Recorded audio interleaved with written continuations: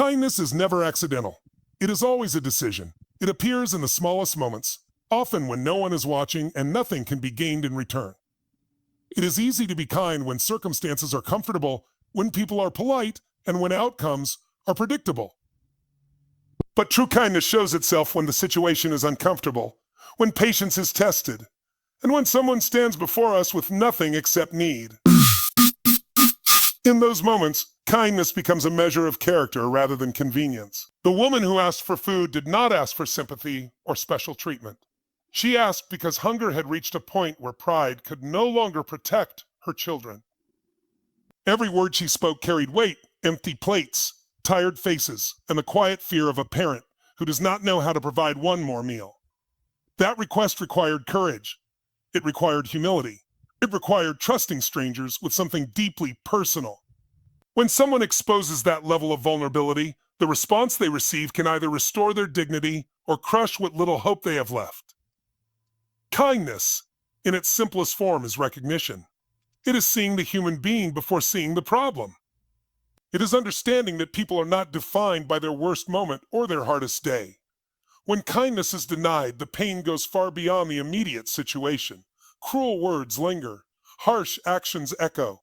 They tell a person that their struggle is invisible, that their worth is conditional, that their suffering is an inconvenience. How we treat the vulnerable reveals who we are when power is uneven.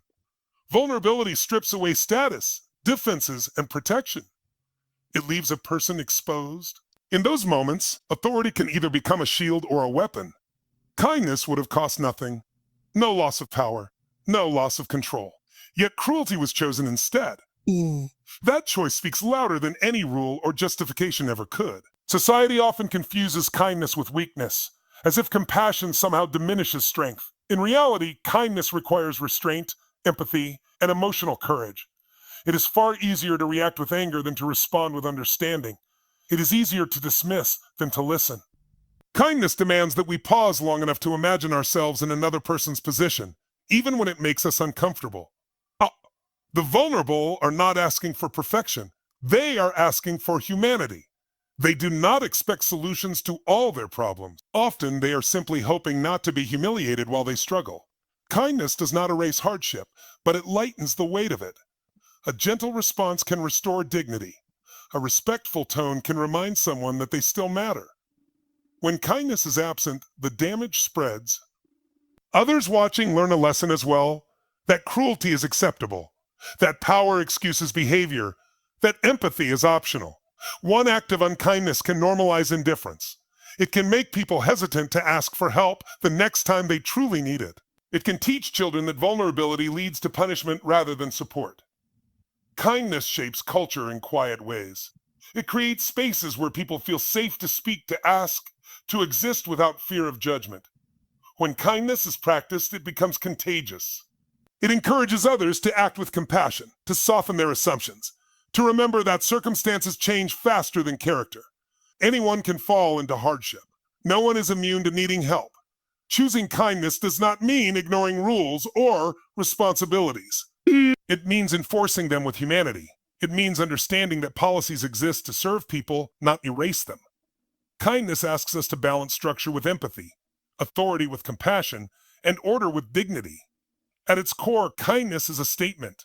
You are seen, even now. You matter, even here. Your struggle does not erase your worth.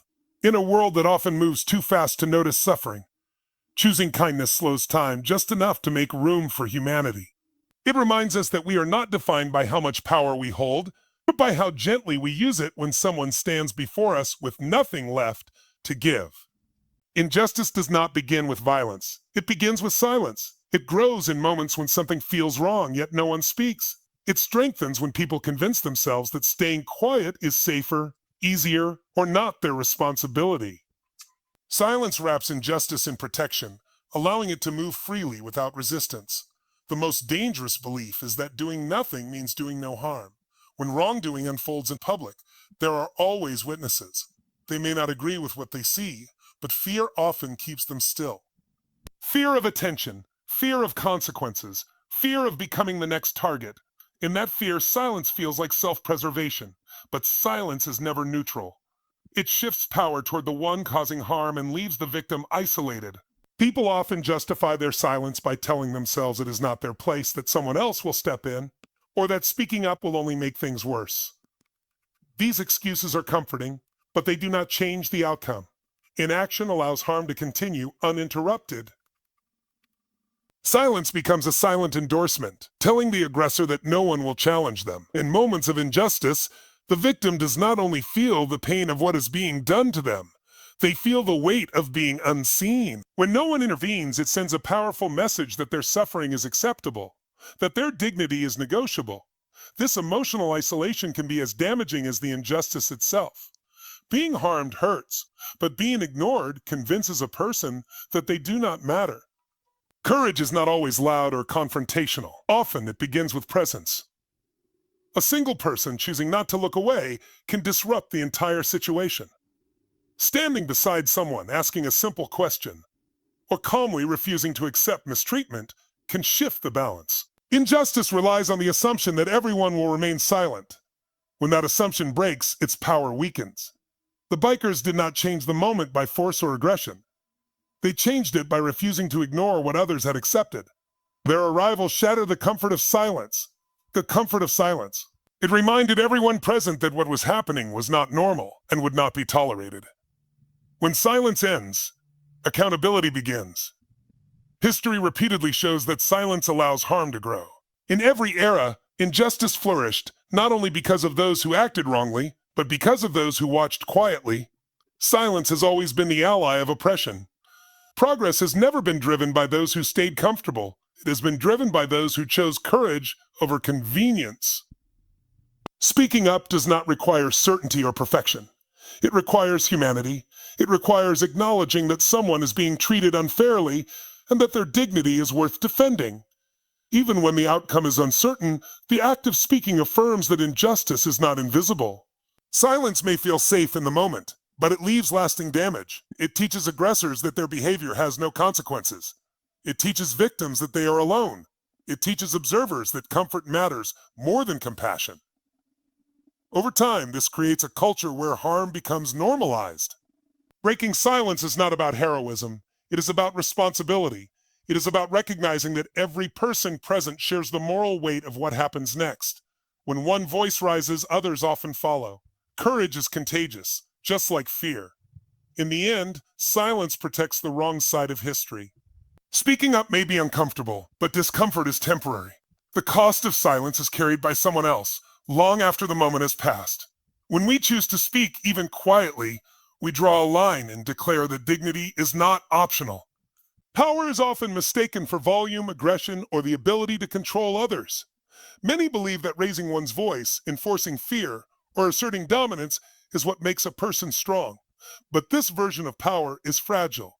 It depends on intimidation and collapses the moment resistance appears. Real power is quieter, steadier, and far more enduring. It does not need to prove itself by humiliating others. True strength reveals itself when someone with authority chooses restraint. It shows in the ability to protect rather than punish, to guide rather than dominate. Power that relies on fear creates obedience, but it never creates respect. Respect is earned when people feel safe, valued, and defended. Strength that intimidates may control a moment, but it destroys trust in the long run. Those who misuse power often confuse position with character. A title or role may grant authority, but it does not automatically grant wisdom or morality. When authority is used to belittle or harm, it exposes insecurity rather than confidence. Dominance is often the mask worn by those who fear losing control.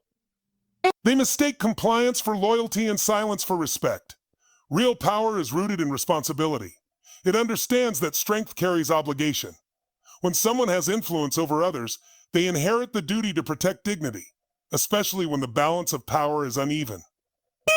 True strength steps in when someone is being wronged, not to assert superiority, but to restore fairness.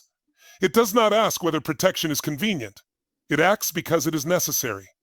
The bikers represented a form of power that did not rely on shouting or threats. Their presence alone shifted the atmosphere. They did not arrive seeking conflict. They arrived with purpose. Unity, calm confidence, and moral clarity can be more powerful than aggression. Strength does not always announce itself. Sometimes it simply refuses to tolerate injustice. Power that protects creates safety. It allows people to breathe again. It turns fear into relief and chaos into order. When strength is used to defend dignity, it sends a message to everyone watching that cruelty is not acceptable and vulnerability will not be exploited. This kind of power builds trust not only in the moment, but in the idea that decency still exists. And leadership is revealed in who is defended, not who is controlled. Anyone can push down when they have authority. It takes courage to stand up for someone who has no voice. True leaders use their strength to lift others, knowing that protection does not weaken them, it defines them. Power used for dominance leaves scars. Power used for protection leaves impact. One creates resentment, the other creates respect. The difference lies in intention. Strength without compassion becomes tyranny. Strength guided by empathy becomes justice.